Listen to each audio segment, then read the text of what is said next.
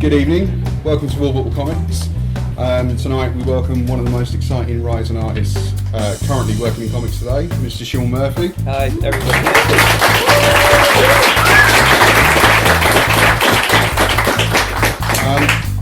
We'll be talking to Sean about White Knight and his career, and we'll be taking questions from you guys. I'm going to kick it off with just a couple of questions. It must be difficult for any writer and artist tackling one of DC's big three. Wonder Woman, Superman, Batman, because so much has been done to one degree of success or another. Yet you've come up with a really interesting concept for Batman White Knight, which is, it seems to kind of put Batman in the place of the villain and the Joker in the place of the hero. Yeah. Can I just ask how that idea came about? I love comics, but I haven't read everything about Batman, so there's some stuff I was very ignorant of. And I know that there's been people that have touched on Joker being cured before, for example, but no one really followed it through like I wanted to see.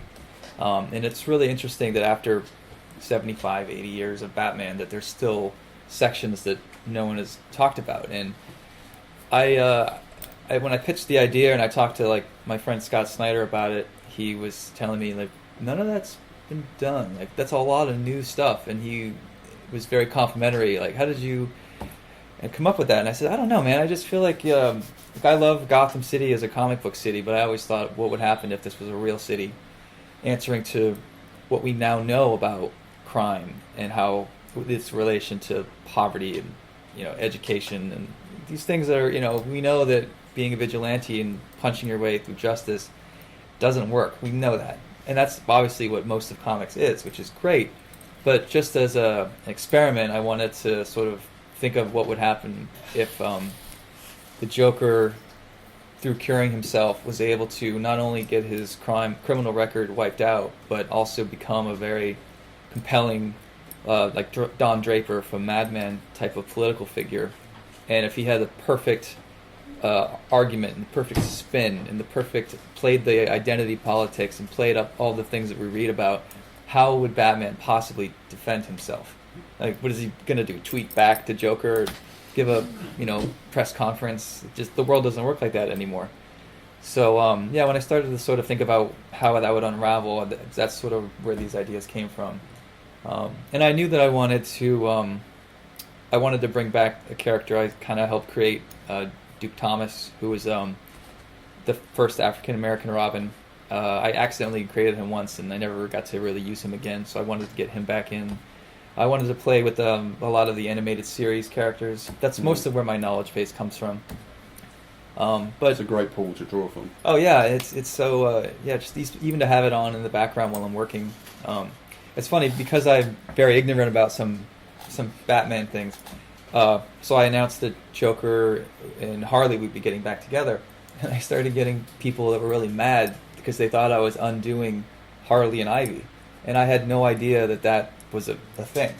And people calling me like anti-lesbian or something. I'm like, no, whoa. And I did that thing like I have lesbian friends. And I had to go back and look at like, oh my goodness, there's been a lot of Harley Ivy, and that's great. And I had no idea because my stepping off point was the animated series, and they never really did that. Yeah. But the reception's been really great, and I really, I tweet this a lot, and I really mean it. I think I have some of the best readers in comics. It's very rare when I meet someone and I don't know what's wrong with Twitter, but when I meet people face to face, at least, everyone's been really lovely. And also, it's a great place to start to kind of almost take the Batman-ness out of the Batman comic. Yeah. I mean, when you had that idea, did it come sort of fully formed, or was it just a piece of the idea that you slowly built on as you were kind of experimenting, writing, or? Yeah, the latter. The idea was the seed, and as I started to write the scripts, it just grew in ways that just made sense. I don't read a lot of comics, but I do pay attention to politics, and it's something that I'm sort of interested in discussing. With Punk Rock Jesus, it was a comic about politics, but it wasn't political, so to speak. Maybe Punk Rock Jesus was. But anyway, my goal as a writer has always been to talk about complicated politics, but in a fun way for an audience to not get turned off. And there's a lot of comics that are very political right now, and one worry I had was being another one of those. So I was trying to handle Gotham in a way that included sort of all sides. But I'm trying to think of what your question was, sorry. So it was just what an interesting concept it was to take the Batman nets out of the Batman story. Yeah, and I knew I also wanted a subplot with Mr. Freeze. I wanted to rewrite the Mr. Freeze origin. I wanted to work with certain characters. Like I really wanted to work with Montoya and Bullock. So I had a sort of a list on the side of things I also wanted to touch on. Right. Mostly because I didn't know if I was ever going to be able to, be allowed to write Batman again. Sure. So I sort of this would be like my, opus Batman if DC would allow it. And I took a lot of the things that I was tackling. I didn't quite ask permission for. I just sort of did it, and they were kind enough to just sort of let me go ahead with most of these things. Mostly because it's sort of Elseworldsy, and they could be like, well, that's what Sean's doing with Batman. And then later, if that sells, they're like, oh no, that's going to be Gotham now. That's just kind of as Scott Snyder already started kind of yonking ideas. That's funny. So I talk with him about story a lot, and over the years, because we're really good friends, I've had like, hey, here's an idea. What if there's this like secret society, the people that have been against Batman and no one ever knew about? And he's like, oh, I did that. It's called Court of Owls. And then I had a few more that I forget. And it was his response was either I did it, I'm doing it right now, or I'm about to do it. But you've only got his word for that, so, right? Yeah, or he's just stealing my ideas. So he was when I was gearing up for White Knight, he kept asking me for more details, and I didn't want to say anything because I didn't want him to be like, "Oh yeah, I'm already doing that." Like, it's funny. For a long time, I've been working on White Knight since November, and only one or two people at DC even knew what I was dealing with, and I can't describe too many of the things right now because I don't want to spoil the book. But I felt like DC was kind enough to scoop me up, give me this contract, let me do my own book, give me the keys to the Batmobile, so to speak. And I felt like I was doing like figure eights in the back parking lot behind the building, and nobody at DC was watching.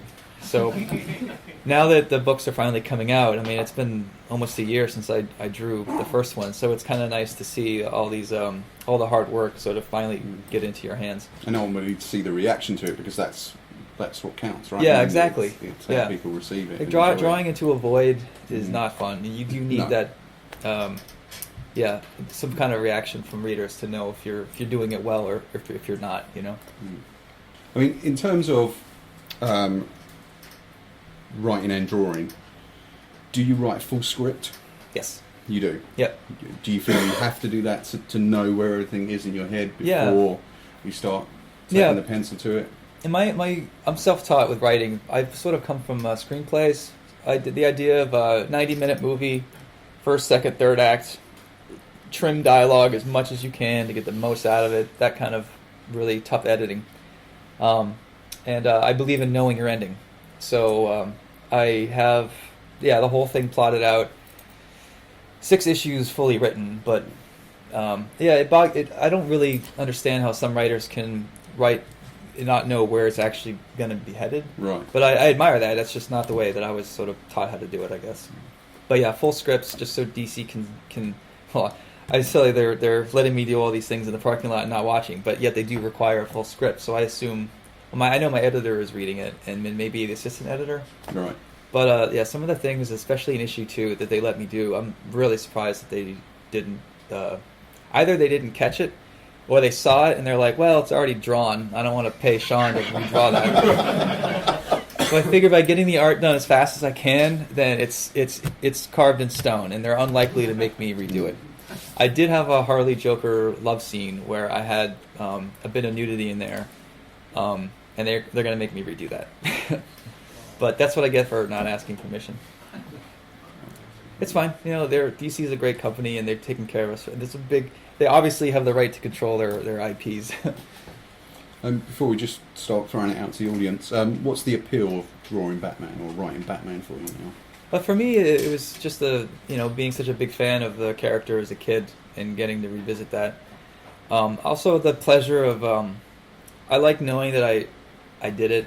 You know, White Knight seems like it's well received, and I'm really happy that I can actually write, because you know there's a lot of resistance for when you're an artist and you tell the editor that you'd like to write. They're like, okay, yeah, sure, and you bring it up again, they're like, all right, write this like side series that no one cares about.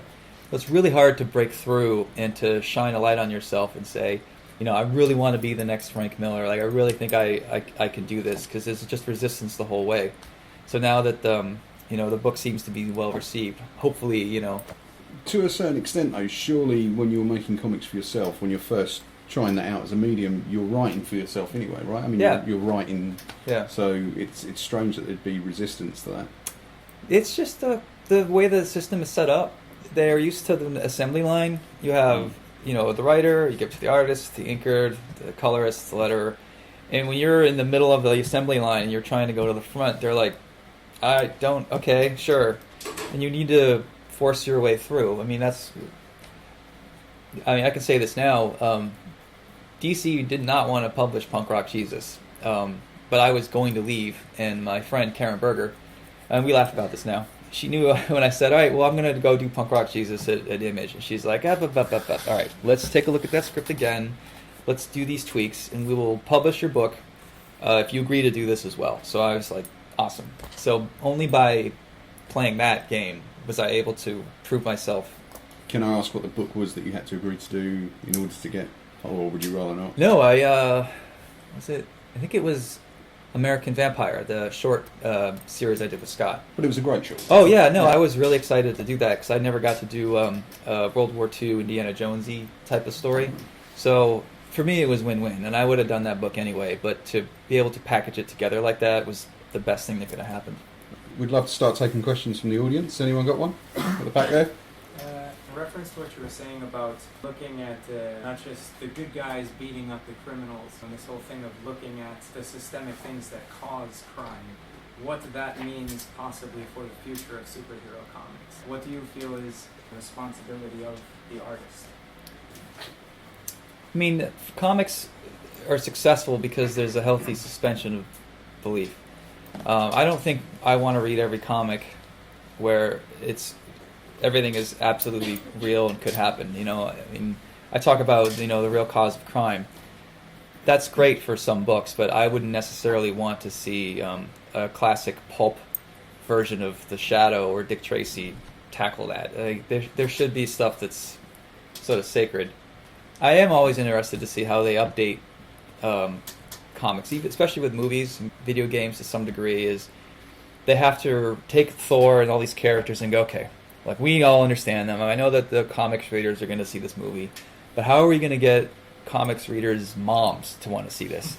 We need to ground it somehow. We need to, reduce the superhero thing, or Thor can't be a god. He's an alien. It's kind of godsy, right? Sure. So they find clever ways to try to draw it all in, which I think is really impressive.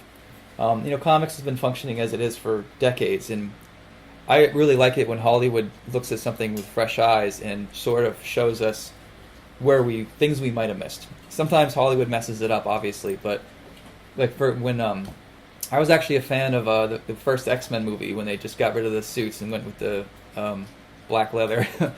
I know not everybody was, but I thought at the time that was probably a smart move, especially because they weren't doing costumes the way they do now. Every now and then I think movies sort of strike on ideas, or at least whittle down. They get rid of the bad ideas that we've just sort of accumulated over the years. There has been a sort of slow domesticization, if you like, of superheroes over the years. Yeah. And you see a lot in the Marvel movies. Right. They're being called by their first names. Yeah. They're not, and things like this. Yeah. It's so that is very present now in the other mediums that draw from comics. It's funny when comics do it too. With Marvel books, especially, the Marvel superheroes are more street level, as some people would say. So it's easy to ground Spider-Man to some degree, where DC's heroes are godlike, and maybe that's why the Justice League movies have problems sometimes. Depending on what your opinion is. But that's sort of why I've always liked Batman, because he was the street level Daredevil of DC, keeping it all grounded, and as far as politics, Yeah, I'm pretty unhinged and shocked and waiting for this to. If we can just undo some of this in a few years, that would be nice. But I really didn't write White Knight to talk about Donald Trump. I think I made a comment once on Twitter. I was just joking, like that there's a Trump-like phenomenon that takes over Gotham, and all I meant was a kind of weird pseudo-celebrity that surprises us all and ends up getting voted in. I don't know if Trump is evil or not. Some of the things he says really rub me the wrong way. But I have friends who voted for him, especially in the States. My friends who are hunters, and they were really worried about their guns. So when I write, I try to keep that in mind and not just, grind my axe against the people that you can't ignore the center. And there's some moderate conservatives that I think that I can win over. And I'm willing to try to bridge that gap if I can. That's why on Twitter, I tweet a lot differently these days. I just try to tweet inclusively as I can. Even if I have someone giving me some shade, I'll publicly say, I'm sorry I didn't like it. I know if we met in person, I could, and hopefully I'll see you at a show sometime. And those positive vibes really do seem to work well. And I'm just trying to show, set an example of how I think, Twitter and the social media, you can handle your readers that might be rubbed the wrong way, But yeah, as far as White Knight is obviously not about Donald Trump. And as the story goes on, the biggest politics in the book are basically in issue 1 and 2, and then it's just a Batman story. But yeah, it's a very conscious effort for me to walk the line and try to think more as a centrist and not just do a book that's heavy liberal, like a lot of comics are. Punk Rock Jesus is heavy liberal. So I kind of got that out of my system. So this is my attempt to sort of be an adult and write in an inclusive way that doesn't abandon people if I can, It brings up an interesting point for me, which is, does the current kind of ludicrousness of the Western world, and especially politics in the rest of the world, make it easier to write a fantasy or more difficult? Yeah, I don't know. It depends on as readers. Do you want to read books that reflect headlines and politics in real life, or are you looking for complete escapism? And you vote with your dollars. Obviously there's no right answer. I think that people, the number one movie star celebrity in the U.S. in 2017 is Donald Trump. As much as it might bother some people, it's hard to deny that fact. So doing books that talk about people do want to hear about politics. They're fascinated by them. And I follow the BBC. That's my main news outlet. And then just every other article seems to be about the U.S. So I know we do want this, but how do you do it in a way that doesn't annoy and piss people off? And how do you do it without being abrasive? It's sort of like the magic question, Moving on to your kind of art style for a moment, if we can. Yeah, sure. I'm just very interested in the sort of genesis of an artist's style. When you first started drawing with a view to doing comics, did the style choose you, or did you choose the style? Was that what you saw in your head, or is it just naturally what came from head to the fingertips? That's a good question. Well, at first I was just trying to get work with Marvel or DC. So at DC, they had this loose theory of a house style. So I was trying to draw more house, which you could say is like a mix of Silver Age with Jim Lee in there and, the DC style. And I really tried hard to do that, and I think I got pretty close. The closest I came was with Teen Titans, just 2 issues. And it's a very clean look. It's me trying to be Adam Hughes and, those guys, which are amazing.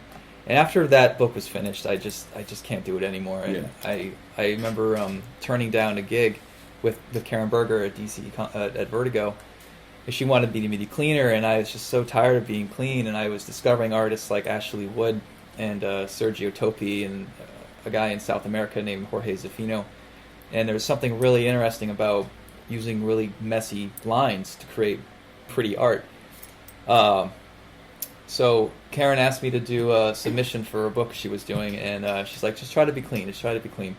I remember saying, I'm not a machine, you can't tell me what to do, like, the whole thing. So, and I know why she was the client that wanted the book was huge, and it's easy for her to push against me and not him. Like, I totally get it.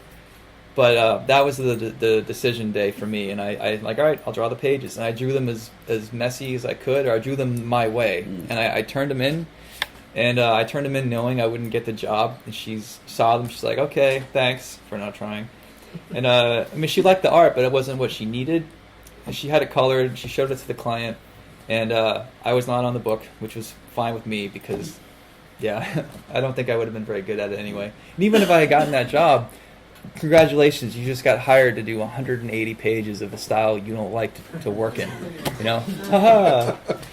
So the question of, like, what is it worth to pay your bills? And luckily I lived cheaply at the time. I don't have kids, so I was able to figure out another way to get by that month. But since that day on, I started to find my sort of newer style. Especially when Karen came back to me and offered me Hellblazer. It was really helpful because it was a nice, dark, gritty book. If you wanted to do a really messy style with a lot of black, that's a good book to try it out on. Batman obviously works. So I'd say since Hellblazer started, that was sort of the beginning of my second career with the style that you kind of know me for now. And it's a very dynamic style. The characters are either extremely still and you can feel that stillness, or they're kind of bursting out the panels. Yeah. They want to get out, they don't want to be constrained. Yeah. Thanks. Yeah. I mean, what sort of artist influenced you over time? It's funny. Well, if I'm drawing a bursty scene or cars racing or something, I'm probably looking at more manga, Otomo, that kind of stuff. Even the animation like Cowboy Bebop goes a long way with me. But then there's really still moments where you really want to stage the panel correctly and have, Alfred just so, and Bruce just barely covered by shadow, and how do you make it detailed but keep it focused without overwhelming the reader? And that's, to me, sort of what I'm after, depending on what the storytelling calls for. But yeah, I think there's probably, within the same book, you'll get cartoony-looking faces with Bruce Wayne with dots for eyes, and then you've got almost a full rendering of him like beaten up on the sidewalk. And another artist I really love is Sam Keith, who was able to do that. I mean, two different panels look like two different artists, but he was able to make it somehow work within the same book, So, can we have another question from the audience? Being a writer and then being an artist, is there one that comes more natural to you or the other? I'd say, art, because I've been more practiced at it. That's generally what most of you people know me for, is the art. I love writing. I mean, it's sort of like working out muscles that I don't get to use very much. And I wish I could switch gears every other day, like draw on Monday, write on Tuesday, draw on Wednesday. But it's really hard to use those different parts of the brain. It's funny, I had dinner with Frank Miller a few weeks ago, and I didn't think to ask him this. But for me, like, I would love to be left alone to write the script, and then take a break, and then just focus on art. And then once I'm drawing it, I'm realizing where the plot holes might be. I can go back and finalize the script. But I guess there's really no right way to do it. When you're creating the characters, has there been times when you've sort of escaped and put yourself into the characters? Oh, yeah. I mean, a lot of people say I look a lot like my characters. I think most of us who draw do. You end up, the face you see most often is your own in the mirror. When you have a group shot of you and your friends and you look at it, who do you look at first? Yourself. Plus you're taking references and, looking, and it just works its way in, It's funny, some artists I've met, I thought I had a good idea of how artist X is going to look, because he draws this way. He's got to look like this. And then I meet that artist and I'm like, not even close. And then other artists, like when I met Paul Pope, it was exactly like I thought he looked. I thought he was the Jim Morrison of comics, and he was. And a few of them, it's always a nice surprise when you see people that align with their art, And it's funny, if they don't align, that's kind of interesting too. Like, what are you hiding from us, man? Anyone else? What films do you like, and what sort of films have influenced you over the years? I'd say my favorite, I really love basic, drama and crime. Shawshank Redemption, Road to Perdition are high on my list. Obviously Tarantino, but the comedies are important too. Lost in Translation, Big Lebowski. I couldn't go toe to toe with a movie buff. A lot of my friends are mad because I still haven't seen all the horror movies yet. But I tend to go pretty grounded. Even when I write Gotham, I don't really focus on the fantasy elements. I don't have Superman show up. There's no one flying. There's the most sci-fi thing in White Knight is these pills that Joker takes, which cure him, maybe for now.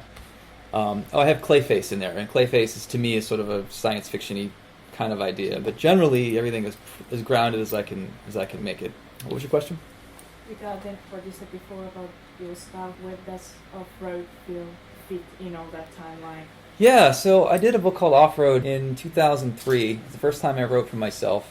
It was sort of a coming-of-age type story. It's not going to challenge you, but I was pretty proud of it at the time. And as hard as I was working in that, from 2000 to 2007, trying to have a house style, I did get a chance to do Offroad. And because I was writing the story as well, I felt fine becoming more cartoony, working in some, Bill Watterson, Calvin and Hobbes type stuff. I got to just a little bit of manga and some of the backgrounds. I think I have speed lines in the book, but I felt more comfortable just having fun and doing my thing, and it was such a nice treat. So then once that book was halfway finished, that's when I got offered Batman Scarecrow Year One. And I knew I could not draw that in the style of Offroad. So I had to mature the art almost overnight to try to come up with a way of handling Batman and Scarecrow and making it more appropriate. I mean, when I look back, I see a lot of cartooniness in that book. At the time, I did the best I could. So Offroad was sort of this nice island in those years where I was just able to do my own thing for a while. But that book didn't pay. I think I made $3,000 in a year and a half worth of work. And it was like poverty line comics at the time. So it made sense that I would try to go back to finding some kind of a house style that would at least pay the bills, With Punk Rock Jesus, do you see that book as kind of a rejection of the religion you kind of grew up in? I mean, I'm right in saying you grew up a Catholic, right? Yep. Was it a rejection of that? Yeah, definitely. So Offroad was sort of a nice journal entry for my adolescence. And Punk Rock Jesus was sort of the second time where I'm like, now I'm going to deal with the anger I felt in my 20s. And I was raised, Irish Catholic, and the world makes more sense to me without all that stuff. And in the U.S., you have 90% of people who believe in a God, and I know in Europe it's different. But I really wanted to just get some stuff off my chest. So I did Punk Rock Jesus as a sort of sci-fi book, but also talked about these heavy religious issues. DC, again, like I said before, DC didn't really want to do it. How do you sell a book like that? I mean, even the cover is just like this. And I knew it wasn't like the business move at all. I knew it was just the punk rock move. But it felt good to have gotten it done. But the thing that it really did teach me was, I think I was I was halfway through, and then issue 1 had come out. And I was at a convention in Chicago, and I had a lot of people from the Midwest who tend to be more religious than people in New York. And to their credit, they weren't thrilled by the book. They either liked the art, or they liked my stuff, so they were going to give it a chance. Or they walk by the table and they'd be like, they would literally say, this looks like it's designed to offend me. So I had to get good on my feet with the person right there and say, no, like, I understand, like, this isn't for everybody. Like, my mom hates this book, don't get me wrong. But I have a lot of religious people that really like it. My wife is religious, well, semi-religious at the time. And I say, there's parts of it she can take or leave, and it's more, it's not as abrasive as the cover would have you imagine. And maybe that's my fault for choosing this as the cover. But I was lucky to start meeting my readers as I was still finishing the book.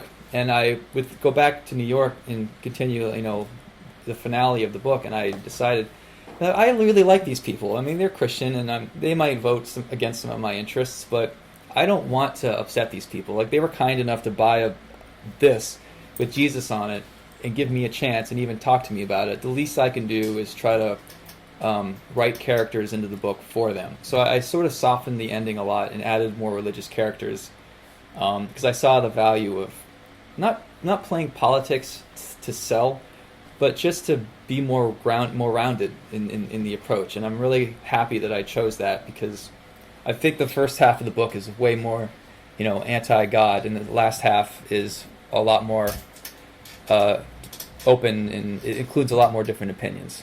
And for me, like, it's sort of a journal entry in that I'm very much some of those different characters throughout the book. Thomas is this ex-IRA Catholic who's very black and white, and he thinks that this clone literally is Jesus. And he doesn't ask a lot of questions, he just keeps to himself. And that was probably me when I was, younger.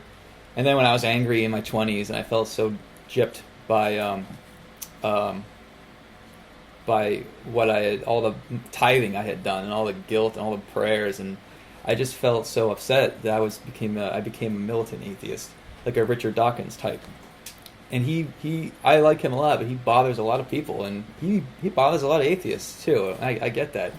And I think in the end I boiled down more to Jesus's, spoiler alert, his clone, his sister.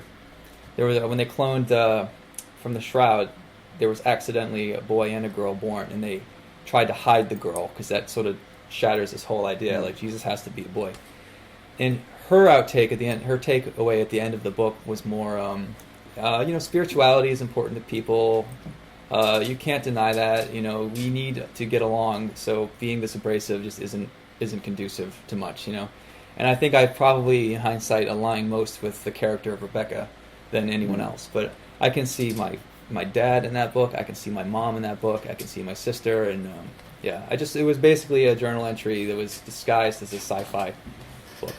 And I knew if all that stuff is too heavy, I did have a lot of motorcycles and guns and stuff in it too, to dumb it down a bit. It's like I really like the movie T2, like we all do, and there's some really heavy shit about the future, and this time loop and Sarah Connor. And there is a point in that movie for some people where they're like, "Oh my god, I have a headache," and you're like, "Yes, motorcycles, woohoo!" So you gotta throw in some sugar every now and then. These fantastic vehicles seem to be something that pop up a lot in your work. I take it you get a lot of pleasure out of drawing them. I do, yeah. I love drawing cars, and not a lot of people in Western comics seem to enjoy that. So I've kind of made it my thing. Literally branding myself and trying to go with the car thing. And are you a gearhead in real life? Yeah, or a petrol head, as you would say here. Petrol head. Yeah. My wife and I bought her a car. I won't say what it is. And I bought a Datsun, and I'm fixing it up right now, and it should be ready by now, but it's not, which is making me mad. I'm on the flight over, just like I should have taken a victory lap in that Datsun, but no, it's taken 8 months. So the comics are getting in the way. I know, yeah, right. I mean, it's a pleasure to have a career where you get to buy a car and have something to complain about. Obviously, I mean, a lot of my friends got into this stuff resigned to the fact that they're just going to be poor their whole lives, So, I mean, we just talked about how much religion is was a part of your life. How much was punk a part of your life when you were growing up? It was a little bit later, I think. Right. Yeah, punk. I got introduced to punk a little bit later. When I go to shows, I'll attract a lot of punk rockers who want to get into it, and I'm very clear, like, whoa, I'm not going to go toe-to-toe with a real hardcore punk rocker. Like, I know enough to fake it, and, my punk days are behind me. Now I look like, a Republican.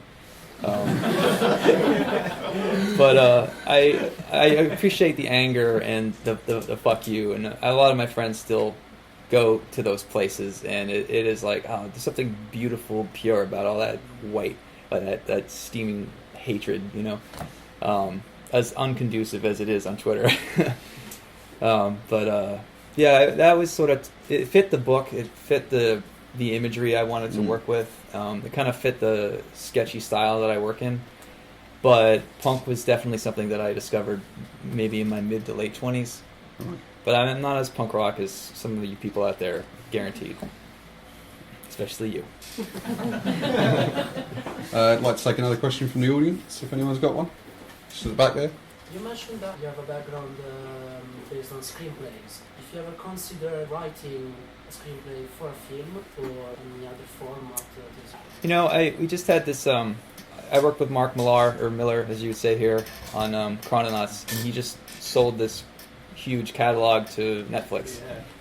And I don't like getting involved with projects that I can't control.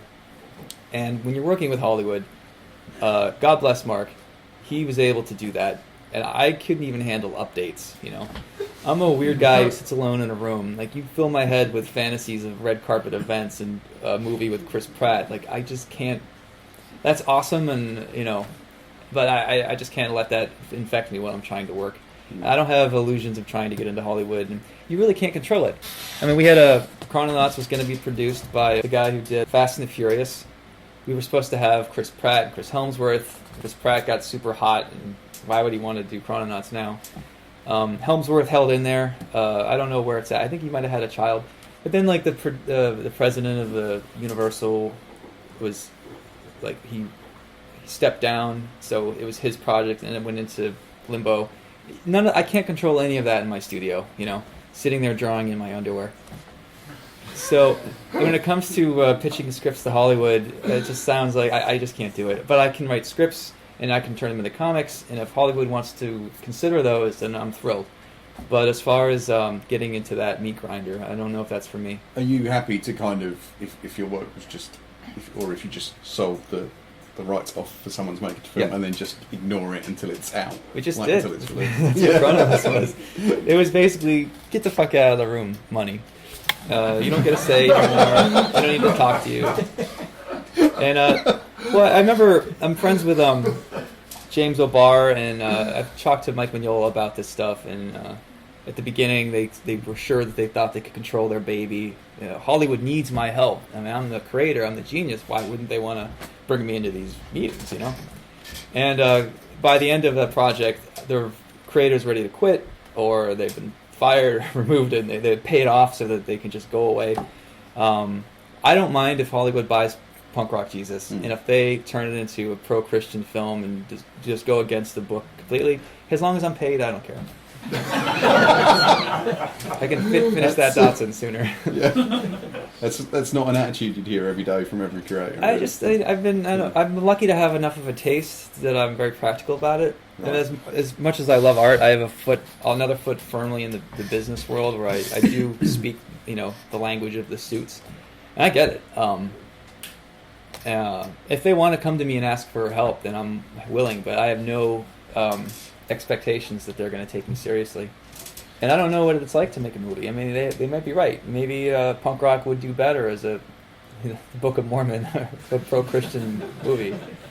And if their idea is to make money, then why would you make a movie for, you know, 15% of Americans that are atheists? You know, that's bad business. But increasingly you see other avenues like Netflix opening up sort of areas for more interesting work. So so funny you mentioned punk rock is an update I got from DC Warner Brothers about punk rock is because I was trying to get it back, so I wanted to do a sequel, and when you ask for something back at DC, they shoot the property, they push it up the ladder to Warner Brothers corporate. And I just imagine, you know, a bunch of these guys in suits in a room, and they each get a packet of like, hey, there's this weird book that, by the way, you own DC Comics. I know Warner Brothers isn't aware of that sometimes. And there's this book about, you know, Jesus is a clone, and we're about to lose the property. So, if you want to hold on to it, this is your last chance. And all of the CEOs said no, except for one person. He's like, we can do something with this. So Warner Brothers still owns punk rock.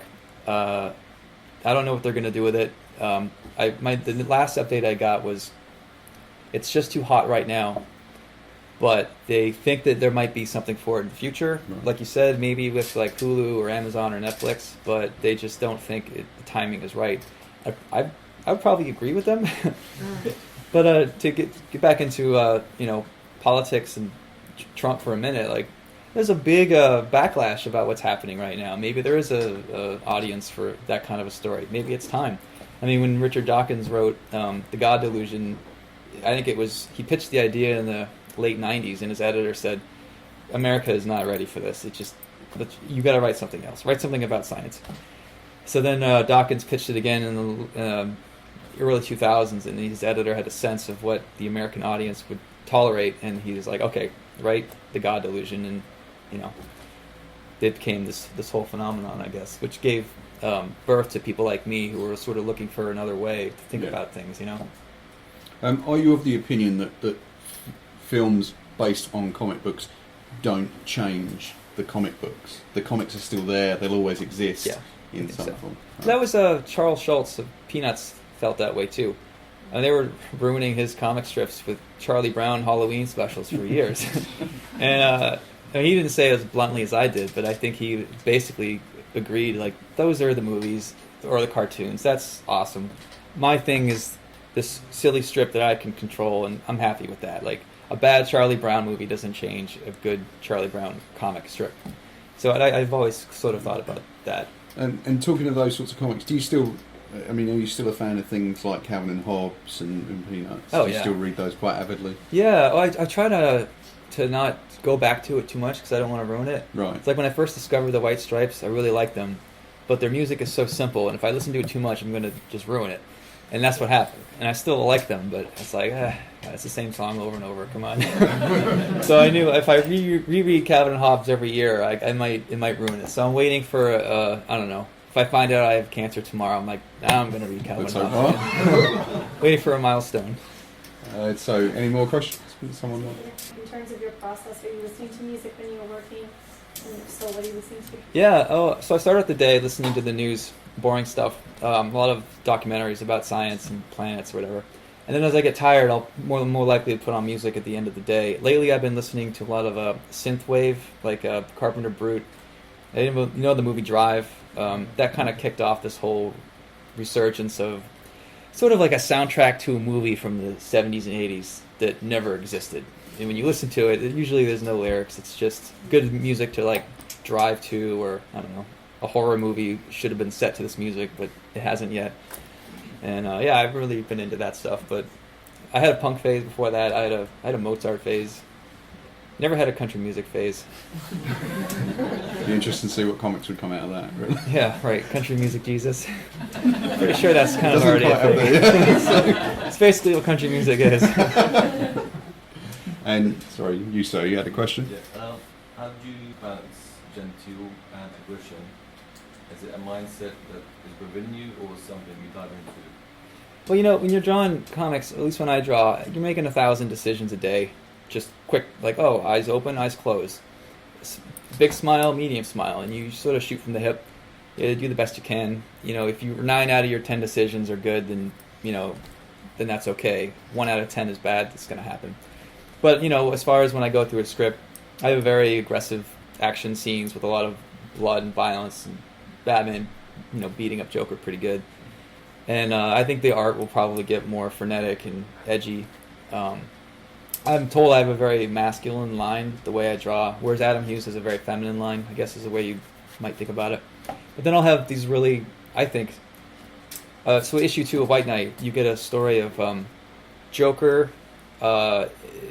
meets Harley, and he doesn't have any memory of what happened when she left, why she left, or how many Harleys there might be. And you have this basically like a romance comic smack dab in the middle of White Knight issue 2, and it's Harley telling the story of like, oh, you were an easy guy to fall in love with, and I never felt like I was a criminal. I just felt free, and I don't know why, but I end up putting a lot of romance into my book sometimes, which seems not at all the style that I'm drawing in. So I always kind of struggle with that stuff. Like, how do you have a more relaxed, smoother line for these smoother, more romantic moments? And I'm not always good at it, to be honest. But in that scene, I think that I don't know. I think the writing helps it. I mean, the art is the art, but if the art is supposed to mirror some really sweet, heartfelt dialogue, then the art feels sweet.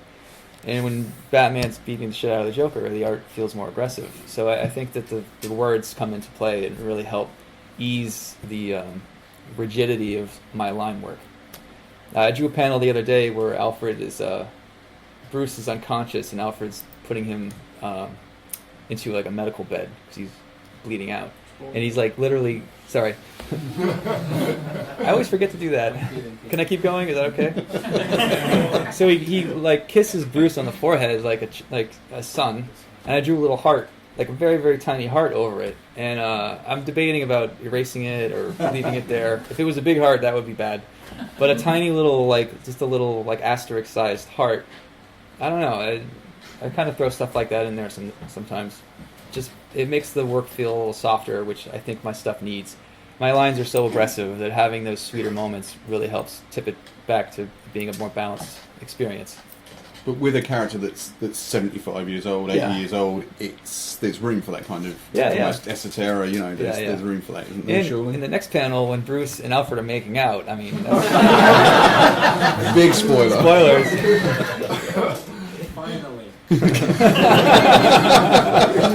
He's shipping it. There you go. See a question right there? Yeah. You mentioned you're interested in maybe doing a sequel for Punk Rock Jesus. Yep. Would you be interested in doing sequels for any other of your works, or pushing it into anything else? Yeah, I have a sequel in mind for White Knight that I'm already getting to put together because the sales. Thank you for making the sales really strong, by the way. And I'm gearing up to do a volume 2. I have a sequel for Punk Rock in mind, but I know that if I'm going to do a book by myself, I probably make more money not doing it at DC or Marvel. Doing it at Image, where it's all of the money, most of it goes to you, is probably the smarter move. And I'm not knocking Marvel or mocking those companies for their business models, but Image is probably set up better for me. So if I get to do Punk Rock, I'm probably going to choose to do it at another company, but Warner Brothers owns it, so I can't. And that's fine. That's the agreement I made, this contract I signed, and I'm really happy that Warner Brothers that they seem to like it, but don't want to do anything with it. As far as getting into other, you mentioned video games, I really wanted to maybe one day do like an old school point and click adventure game, something that would look good on like a 90s PC type of thing. And with a lot of these documentaries like Indie Gamer, it seems like you can create like a game that looks like a Super Nintendo game, but you don't need 300 employees like you did in the 90s. You just need 3 people in a room who are really motivated. And then with digital distribution, I could see myself wanting to do that, but I need to hire the right people. I don't know anything about programming or anime. I mean, I don't know. I'm just a guy with a dream at that point. But someday, maybe if I take a break from comics, I'll try to get together a team to do like an old school game like that. Any more questions for the moment? When you're developing creative stuff, how much time do you spend on concept art? Yeah, I do. I don't do a lot of concept and prep work. I know a lot of artists will do full rotations of characters. My friend Cully Hamner did one for a Batman. I forget the name of the book. He's really great with that stuff, and I know the readers love the character turnarounds. I'm not good at that, and I'd rather just get on to the storytelling. So I tend to design costumes on the page. So, with Tokyo, I did a bit more because Rick Remender, the writer, really wanted to see some stuff, which is totally fair. So I really did a lot of research on the right helmet shape, and I settled on, for Led's helmet, a mix between like a dirt bike helmet and Evangelion, I don't know how to pronounce it, character. But a lot of Debbie's costumes came together on the page, like, this top looks good, or these armbands work, sure. And then on the next panel, I'm like, oh man, it doesn't work from that angle though. So I'd sort of stumble through my designs, which honestly, when I look back at some of the stuff I do, I think I screwed up on some characters. Some outfits I don't think look good, and I wish I had spent more time doing turnarounds, but it's just not my forte. I think mostly when I launch into a book, I need to know the backgrounds, the sets, the setting, the kind of the world itself, which for Tokyo Ghost would be, Blade Runner on acid, mixed with some Judge Dredd, obviously. But yeah, to answer your question, I don't do enough of that stuff, and I should. But you don't need to do turnarounds. I mean, I know they want to see it, but whatever gets the book done. Okay, so we'll take 2 or 3 more, and then. I was really intrigued about how the story of Tokyo Ghost came about. It seems like it's a mixture of yours and Rick Remender's. Rick was great. He really let me weigh in on the content. When we started, he's like, what do you want to draw? And I said, give me a Judge Dredd. And he came up with the story with Led as the main character. And I looked at the material and I said, it's good, but it's way too macho. And I have most of the books I've done have had pretty good, strong female characters, and I don't want to do something that's not going to be for all of my readers, women included. So I said, well, I know I asked for a book that was basically Judge Dredd, but the character of Debbie is really amazing, and I hate to do another book where I have a female lead because I just got off of White Knight, and I've done some other stuff in the past with some good female leads. But the story needed a balance because Led is so brutal. You don't even see his face. It's super violent. And then you have this really perfect, pristine punk rock nymph named Debbie Decay.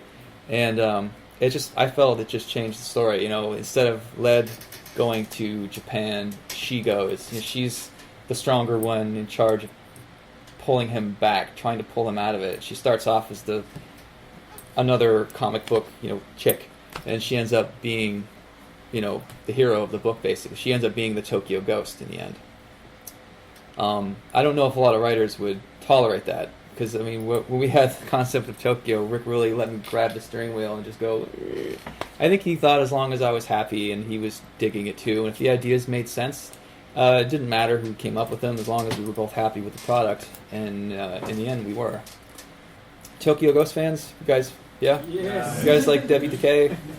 Good, okay. Very popular book in this store. Good, yeah. Very popular book. So just a couple more now. Sam?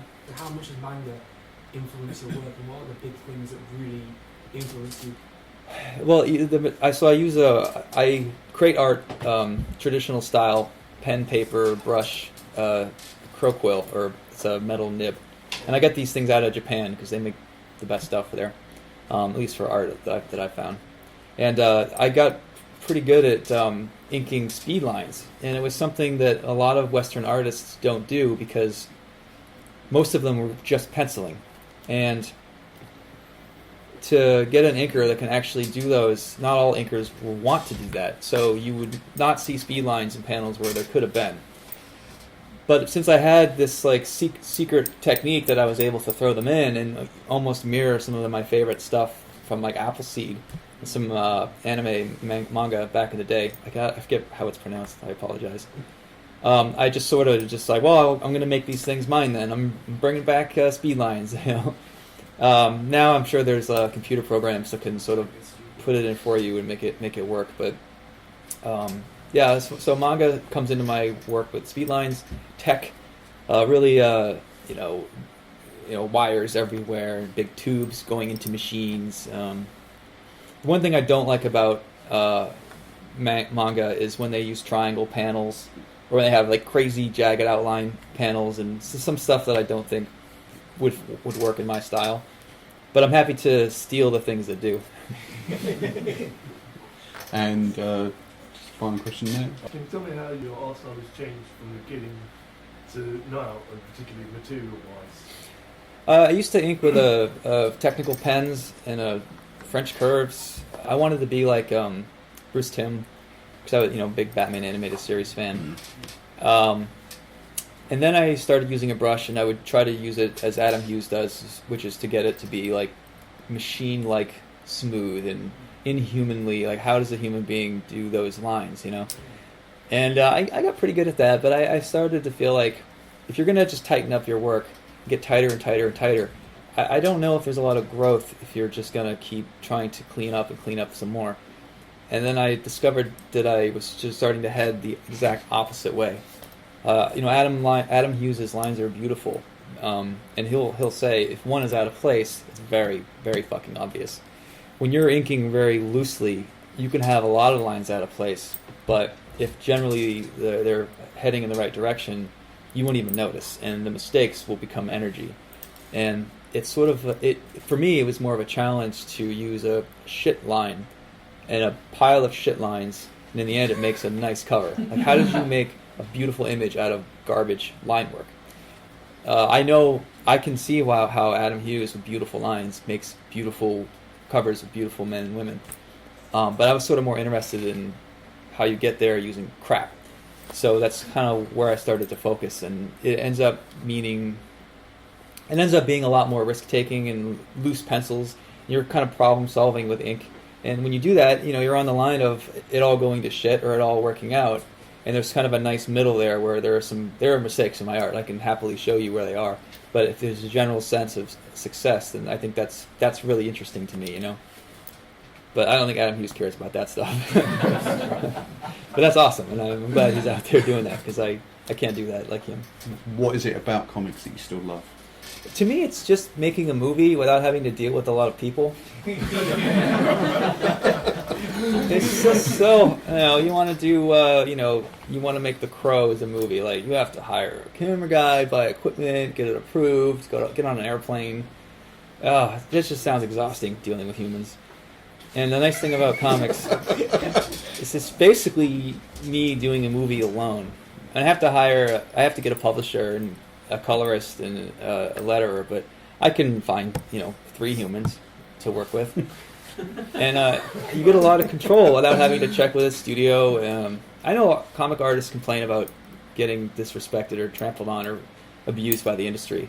I don't ever feel that way. I think that most of the amazing decisions in comics are made by the artists, and even if the artist doesn't feel appreciated, other artists know that there's a lot of power in doing it yourself, So for me, I'm more of the type of artist that the only reason I'm doing this is because I like movies, but I don't want to have to hire 1,000 people to make punk rock Jesus. So I'll just draw it in my underwear. And I mean, is that part of the impetus of you recently made the decision to do only work that you write and draw? Yeah. Is that what drove that decision? Or? Partially, yeah. Less people. Like, I don't want to pay Scott Snyder to write a Batman story when I could just write one myself. No, I don't mean that. Scott's probably already done it for me. He's probably, yeah. Why would I? You can just steal my next idea. Punk rock Batman. Damn it. So yeah, I think that the minute you start being predictable as a creator, musician, or actor, or whatever, it's your job to sort of switch it up and to just outrun the expectations just a little bit. And if DC is starting to feel like, okay, good, we got Sean at Batman, I'm gonna be like, no, I want to write it now too. Like, I'm only gonna work for my own. I'm only gonna write my own scripts from now on. And just kind of keep dragging it forward if you can. I also really admire Frank Miller and guys and girls who do it all themselves. And I just thought there hasn't been another person like that for a while. Paul Pope did it. And I went to DC specifically saying, make me your next Paul Pope, make me your next Frank Miller. I mean, you've been milking Dark Knight for 30 years, and I could never expect to compete with, the wonderful Frank Miller. But I'm a good bet. I said I'm not a drunk. I'm not an asshole. I can do the work on time. I can form whole sentences and speak to you like a person. I'm not this weird artist. Like, I'm not on Twitter telling everyone to fuck off. And I said to Dan, like, I am a good bet, and I have a lot of flaws I'm working on, but I don't know where that confidence came from. But he was like, all right, let's do it. So we'll see. That's kind of what happened.